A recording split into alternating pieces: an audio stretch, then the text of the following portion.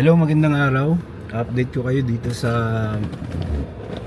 MG na MGHS. Lampas 3 years na ako. Malapit na matapos din yung mortgage ko. Ay, salamat. Never again kukuha ng mortgage. Siguro second hand lang kukunin kong sunod na sasakyan. Medyo nakakatrauma yung pag may hinuhulugan. Medyo masakit sa ulo, tsaka na-sacrifice yung yung enjoyment ko ng buhay. Para hindi lang magka-trouble lang sa sasakyan. Pero kasama sa proseso yon, kasama talaga sa laban ng buhay yon. Tsaka pag naghahangad tayo ng gamit, given na yun na meron talagang risk at merong isasakripisyo. Bali, ang naging sacrifice ko na todo-todo ko ng pagtatrabaho hanggang OT-OT o kaya hanap ng extra income para mahulugan ko yung pang mortgage netong sasakyan. Pero update ko kayo dito sa sasakyan na to. 3 taon mahigit na siya yung loob ng MG na HS. Yung leather niya pa rin okay. Tapos itong sunroof niya goods pa rin. Outdoor ang parking ko. Wala pala akong wala tong bubong yung parking lot ko. Open space siya. Nandito yung sasakyan ko ng 3 taon nakabilad sa araw na nilalagyan ko lang netong kumot or cover. Ayan. Aircon smooth. Wala pa akong Freon or kung anong pa mang kumbaga hindi lumamig aircon. No problem yan. Sa tagal ko siyang ginagamit. At ito nagkaroon ako ng trouble dito. Napatakan pala to ng pabango. Alam niyo yung nabibili na pabango sa Shopee, yung nakalagay sa botelya. May tumulo dito na na liquid. Lumobo yan. Kasi natuklap yung parang pintura niya. Ayan, human error naman yan. Tapos ayan, meron akong trouble sa ABS ngayon. ABS light. Hindi ko pa siya napa-scan. Pero na-check ko yung gulong ko sa likod dito sa right side na rear na gulong. Nginat-ngat ng daga yung parang wire doon. Kaya ayun nang ko, i-check ko ngayon. I-update ko na lang kayo kung ano yung naging ron. Pero nakita ko putol yung wire, may ngat-ngat ng daga. Tapos ayun naman, yun hindi naman sa manufacturer problem yun na yun sa ano bang tawag diyan, act of nature ba yun? Kasi peste yun yung daga. Ngayon kapag kahit may ABS warning ka, magagamit mo pa rin yung sasakyan, nagana pa rin yung brake niya, pero wala kang auto brake hold, tsaka yun nga yung ABS na something na yan. Tapos yung fabric niya, yung ilaw sa labas sa bumbilya niya, wala pa akong nakikita ng sign ng paninilaw. Kung mapapansin niyo yung mga lumang sasakyan, di ba, parang naninilaw yung yung glass. Hindi pa, wala pang ganun dito. Sunroof, smooth naman yan. Yung pinaka gusto kong ng sasakyan na to. Yan. Leather din sa likod. Smooth pa rin. Smoothie boy, pero never again kukuha pa ako ng mortgage. Talagang hanggat maaari, kung kayang makaipon tapos bili ng second hand, siguro yun ang next na gagawin ko. hindi na ako bibili ng brand new tapos kukuha ng hulugan na 5 years. Alam niyo kung bakit? Kasi nakakatakot pagka 4 years na yan, hindi natin masabi yung pagkakataon 4 years ka na naghulog ng sasakyan tapos magkaroon ka ng trouble sa trabaho kaya sa pera, naku, yari, sayang yung hinulog. Ano pa ba? Meron siyang air cleaner, may air cleaner to yan. Dito yan, smooth pa rin yan. Madumi na rin pala yung ano ko rito, kailangan ko na linisin yan. Linisin ko na lang.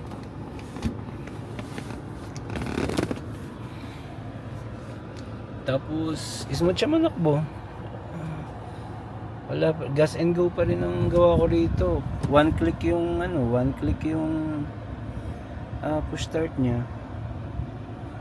Hindi pa ako nakapagpalit ng wiper blade. Tapos tungkol naman sa pintura, wala pa ako napansin na kahit outdoor siya naka-park. Grabe yung summer heat natin, di ba? Hindi pa ako nakakita ng discoloration or paint chips sa pintura niya. Overall masaya ako sa unit ng MG. Kaya okay ang MG na sasakyan. Tapos parang ang laki niya patignan. Ayun yung sunroof niya, gusto ko yan.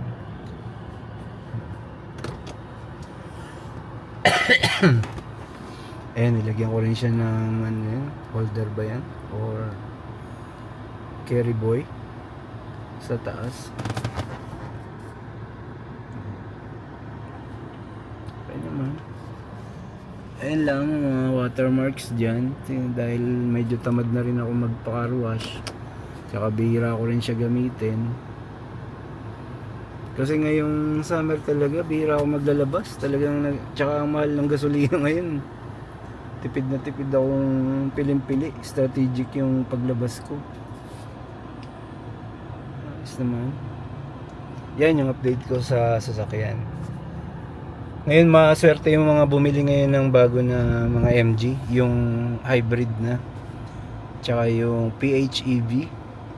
Yung di battery siya tapos di gasolina. Napakaswerte nung nakabili nun. Yung yung MGHS ngayon na 2026 PHEV na siya. Tapos 100 plus yata yung kilometer ng battery niya. Tapos kapag combination ng battery tsaka gasolina, parang nagwa 1,000 plus yung magiging range niya. Tapos ang price niya nasa 1.3 plus. Napakaswerte ng mga kabili ng unit ngayon. Sana merong ganun ng time na kumuha ako. Sigurado yun ang kukunin ko. Pero well, ayan talaga. Okay naman ang unit ko. Happy ako sa kanya. Wala pang mga crack na leather. Tsaka yung upuan ng MG ang laki parang ang taba. Pag napapaupo ako sa ibang sasakyan na naramdaman ko yung difference niya. Kumbaga tambotsyog yung mga foam niya. Ayun 3 taon na hindi pa umimpis yung foam parang mas lalo pa nga siyang kumapal. Nalagaan ko lang sa spray yan. Alright. Salamat po sa panonood. Mag-update ulit ako sa inyo ng tungkol sa sasakyan na to. Kung goods ba tong bilhin o pili na lang ng ibang unit. Pero tingin ko okay ang MG. Ang magiging kalaban niya ngayon yung BYD tsaka Geely. Maganda rin yung mga unit ng maganda unit ng BYD. At matindi yung marketing niya ngayon kaya ang laki ng tsansa na maraming car buyers ngayon BYD ang bibili na unit. Ano ba to? Tapos yung Geely naman na Galaxy, Geely Galaxy EMI. Ewan ko, parang ayun yung pangalan niya. Ang ganda rin eh, ang ganda tignan ng unit na yun. Forma ng loob. Ngayon kung mapapansin nyo yung mga China car na sasakyan, ang gaganda ng cabin materials nila. Ganda ng cabin materials, ang ganda ng na-offer na used. Kung isipin nyo, PHEV na siya, tapos less than 1.5M. Dati imposible yun eh.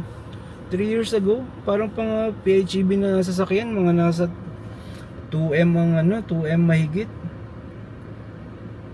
Tapos sa mga established brands na Toyota, parang meron din silang ganun, pero ang mahal.